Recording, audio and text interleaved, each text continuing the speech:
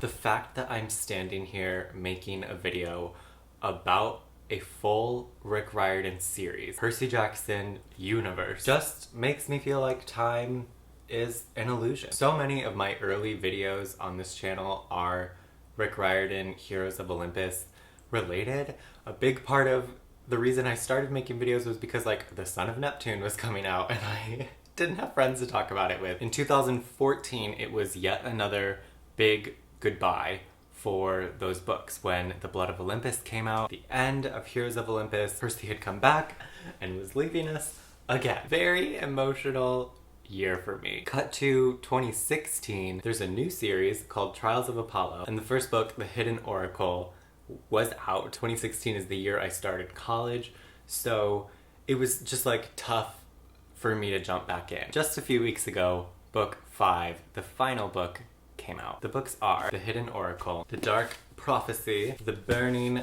Maze, The Tyrant's Tomb, and The Tower of Nero. Thanks to pandemic reading time, I marathoned the first 4 books in the series during the month of August because I knew I would want to give myself a little break before the finale. If you're unfamiliar, Trials of Apollo follows the god Apollo, whose father Zeus turns into a mortal, like a mortal teenage boy named Lester Papadopoulos. I've never said that out loud. Who has acne and is clumsy. The Oracle of Delphi has been hijacked basically by the Emperor Nero. And throughout the 5 books, Apollo as Lester has to travel the country freeing these oracles from Camp Half-Blood to Indianapolis to Palm Springs to Camp Jupiter and back to New York. My ranking of this series is, because I did read them back to back and could feel my opinions changing, book 2 was my favorite, book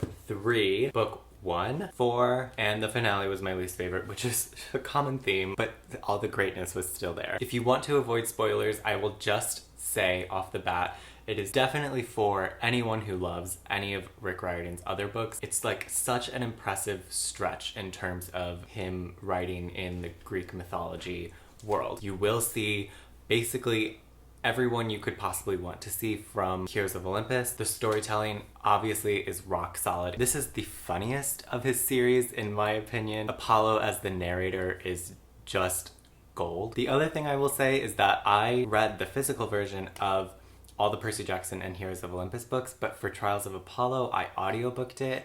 All of them are narrated by Robbie Daymond, and him as Apollo is just so fantastic. It really elevated the whole experience. So funny, excellent character voices. The way Trials of Apollo reads is very much a first-person account. And so to be listening to it really just like took the storytelling to a new level. Robbie Daymond absolutely killed it. If you have yet to join Audible, you could get your first book for free with my link, which is right there in the description. Without spoiling anything more, I would say please read them. If you've read like most of them at this point, I won't spoil the finale, so you're safe, but otherwise do with that what you will. One thing I definitely want to talk about right off the bat is the queerness in Trials of Apollo. I know there have been conversations online about it. I haven't really jumped into that yet because I wanted to avoid spoilers, and now I just want to talk about it here. Nico D'Angelo shows up several times, and his boyfriend, Will Solace, a son of Apollo. I absolutely love them as a couple.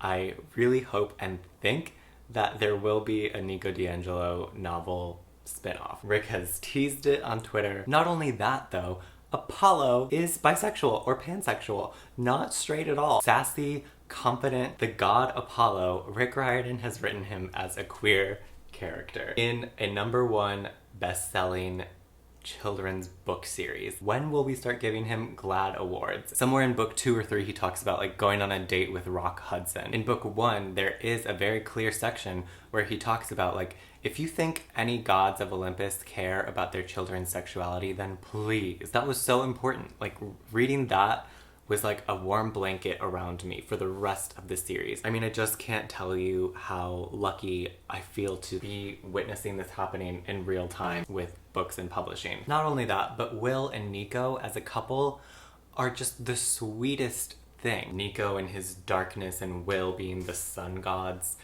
son. It was just so perfect. and I want to watch them in movie form. I want all of the Will and Nico stories, and I want a Nico D'Angelo novel. I will champion that to the end of the world. These books are just so fun. Like, they just lifted any dark mood I was in. What really stands out to me about it as the next level of Rick Riordan Greek mythology goodness is the themes that Apollo brings, having gone from god to mortal form. So much is touched on about what it means to be human and empathy. To write from the perspective of a god, recognizing these things for the first time in his life is, I mean, he did it in a lighthearted, like, humorous way, but there are some real gut punch moments, especially when it comes to Meg, who ends up being Apollo's master. She's a teenage girl who is a demigod. She is with him most of the time on their adventures, and she's just like this annoying brat who really had to grow on me as a character. Like, wasn't until book 3 that I was like, okay, I like her. But as Apollo also warmed up to her, you know, so much of that humanity starts to take a front seat in his character. But the funny never goes away. The other thing that just made me so happy about it was the revolving cast of characters from the previous books. Having grown up with them, seeing them come through and definitely serve a purpose in this story, but also be seen through the eyes of Apollo as respected heroes. You know, he definitely knows who they are and what they've been through because we watched them go through it. That was such an interesting way to experience Percy, Hazel, Frank, Grover, Leo. Everyone's there. And the way they would trickle through the books, it's like taking turns with Apollo. Characters are probably the reason why book 2 also is my favorite. It takes place in the Midwest, first of all, so it has me there. Leo is there and Calypso, so their story and their quips, like, I've always loved Leo. But meeting Georgina, the Hunters of Artemis, this book to me just had the most layers. So much history about what Apollo used to be. There were like 3 separate huge quests. You know, like when I thought the climax was coming, it was actually like 150 pages off because the action just never stopped. This book had so much heart that honestly any of the books that followed this one just like were done for. But then book 3 was almost as good. I listened to most of this audiobook in the car driving from my home down to Nashville. It just made for such a great experience because they're in Indiana, looks the same, all the cornfields, and so I just loved this one so much. Spoilers ahead for book 3 and beyond. The kind of spoilers you do not want. You have been warned. And I don't know how I avoided this spoiler for these past few years, because it's a big choice when Jason Grace died. I haven't said that out loud either. That, as like the midpoint of this series, really just like set the emotional tone the rest of the way. And I think that's why I rank this one so high also. It's such a gut punch as a reader, having started at the Lost Hero and followed him with Percy and everyone else when Apollo shows up to Camp Jupiter and has to tell them. Ooh, that's when the series really just takes a turn. It sucks, but it was just handled so beautifully. It might be the first time we've seen like such an intense consequence in a Rick Riordan book like this. I do want to talk about the Tower of Nero. It's obviously the one I read the most recently, and I do want to discuss the finale. So if you haven't finished it yet, thanks for watching this video, and come back and let's talk when you get there. As a book, okay, this happened before with Blood of Olympus. I find this to be such a great book in terms of the storytelling, the action. I loved Lou. I love that we went back to Sally Jackson and Percy wasn't even there. It was so great.